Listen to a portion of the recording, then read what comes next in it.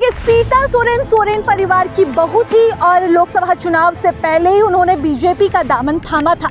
ऐसे में आज चंपाई सोरेन, जो कि जेएमएम के काफ़ी कद्दावर नेता माने जाते थे, झारखंड के पूर्व मुख्यमंत्री भी रह चुके हैं, उन्होंने आज जब बीजेपी का दामन थामा तो सीता सोरेन जेएमएम पर जमकर गरजी, और न सिर्फ गरजी बल्कि कई तरह के आरोप भी लगाए हैं। आप भी सुनिए कि सीता सोरेन ने किस तरह से हेमंत सोरेन पर आरोप लगाया है और बताया है कि यहाँ पर जेएमएम टूट की ओर है। जी हाँ, वह सीधे तौर पर कहती है कि अब जेएमएम में किसी की नहीं सुनी जाती है।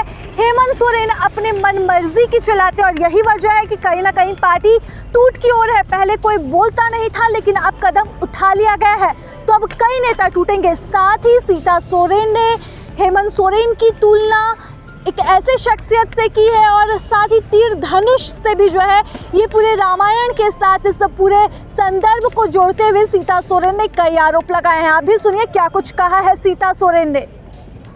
हमारे चाचा हैं और पिता तुल्य हैं, हमारे गार्जियन हैं। उनके आने से पार्टी को बहुत मजबूती मिल गई है, क्योंकि ये पुराने लीडर हैं और बाबा के साथ दिसम गुरु शिबू सोरेन के साथ अलग झारखंड राज्य बनाने में उनकी अहम भूमिका थी।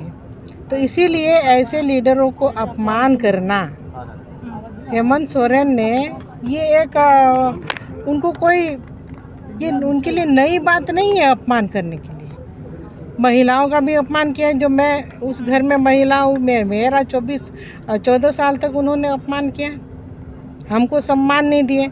ये पार्टी जेएमएम पार्टी जो है, गुरुजी के बाद आप स्वर्गीय दुर्गा सोरेन जी का क्या भूमिका थी उस समय, तो वो सब जानते हैं। ये पार्टी को बनाने में उसने एड़ी चोटी एक की है उसने भी, लेकिन उनके नाम से कोई योजना चालू की है क्या? सम्मान के नाते मैं आप लोगों को पूछना चाहूँगी, कोई योजना है क्या?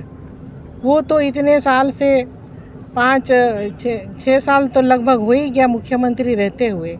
इसके दरमियान उन्होंने स्वर्गीय दुर्गा सोरेन जी का नाम को भी मिटाने के लिए कई प्रयास किए कि उनका नाम कहीं नहीं लिया जाए।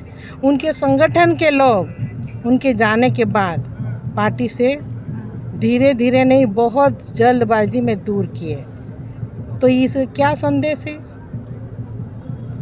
तीर धनुष को भी लेकर आपने कहा कि अब तीर धनुष जो है वो हेमंत सोरेन के हाथों में है और लगातार वो लोगों पर हमला कर रहे हैं। आपने कुछ इस तरीके जी बिल्कुल बिल्कुल, उनके हाथ में तीर धनुष है तो क्या आपने आपको राम समझ लिए? ठीक है, अब राम राज्य लाने नहीं सके तो उनके हाथ में तीर धनुष शोभा नहीं दे रहा है। अब हम सीता है तो उन्होंने मेरा भी अपमान किया। एक देवर लक्ष्मण रूप लेना चाहिए था, देवर लक्ष्मण का रूप। इस युग में उन्होंने भारी अपमान किया, हमको भी अपमान किया। आप उस पार्टी में सब किसी का अपमान अभी से नहीं, कई समय से होते आ रहा है, लेकिन किसी ने कदम पहले बढ़ाया नहीं था, हमने बढ़ाया। आपने कहा और अब धीरे धीरे करके सब उस पार्टी से सब निकल जाएंगे। आपने कहा कि 14 साल तक आपने बहुत कुछ फेस किया, उसके बाद आपने निर्णय लिया कि भारतीय जनता पार्टी का दामन थामते हैं। तो क्या ऐसा लगता है कि पार्टी के अंदर सिर्फ हेमंत सोरेन की ही चलती है? बिल्कुल, अभी वन मैन पार्टी बन करके रह गई है।